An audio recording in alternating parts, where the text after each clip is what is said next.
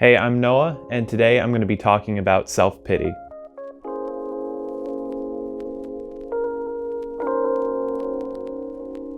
So what is self-pity? Self-pity is basically just the feeling of helplessness, just feeling bad for yourself in general, and using that as an excuse to not improve. But what I mentioned in the last episode was that self-pity makes you feel like you're below advice.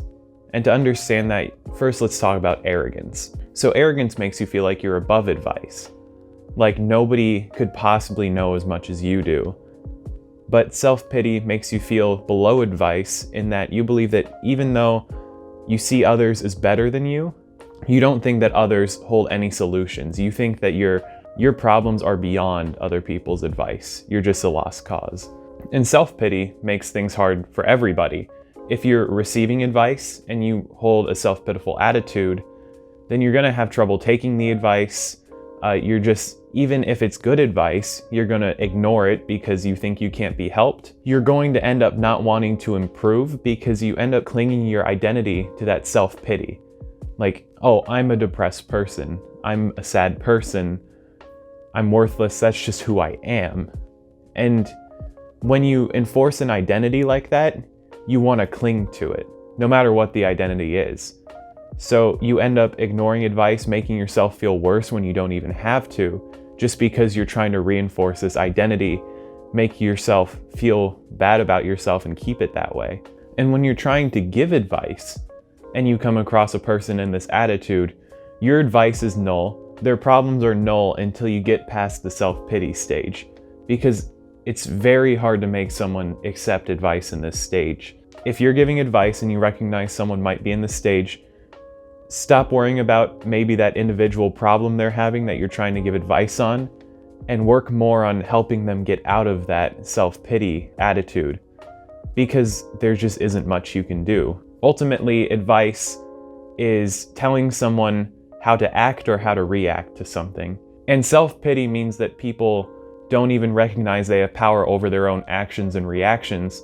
So when you're trying to give advice, it just doesn't work because they don't even see acting on the advice as in their control, which of course it is, assuming it's good advice. And just a side note, if you're giving advice, don't assume that you know everything about a person. Don't assume you know the extent of someone's situation. A person can only know the extent of their own situation, if they even get that far. And getting out of this self-pity attitude begins at building some self-esteem. And for me, that comes from philosophy, just being a good person, knowing I'm being a good person.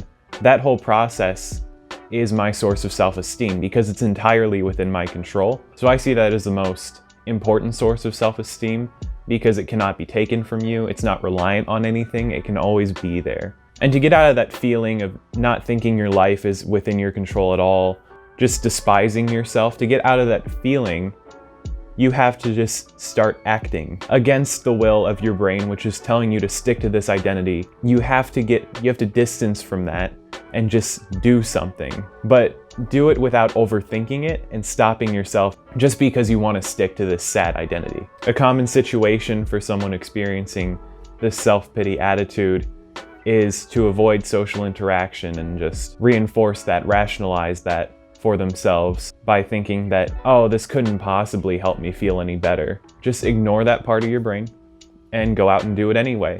Just insert whatever you like, whatever you know you like deep down, but you keep preventing yourself from doing, and do it.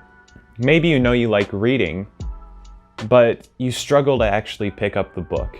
And you know that once you pick up the book, you're going to enjoy yourself, but the hardest part is just starting to read. So think to yourself, what's in my way here? There's nothing preventing me from reading. It's just my own attitude. So go pick up the book, what's stopping you, and read. And you're gonna enjoy yourself. I do that. I struggle with picking up the book, but after I do, I know I enjoy myself. So that's a personal example I'm sure applies to at least a few other people. Basically, what I'm saying is to escape the self-pity attitude, you have to stop thinking about what you want to do and start doing what you want to do. Start improving yourself, start being a good person without thinking about the details too much. At some point, thought becomes the impediment to action. Eventually you have to start acting after you figure out what you want to do. And just thinking about it, that's not going to help. It's going to make it worse. You're just delaying action by doing that.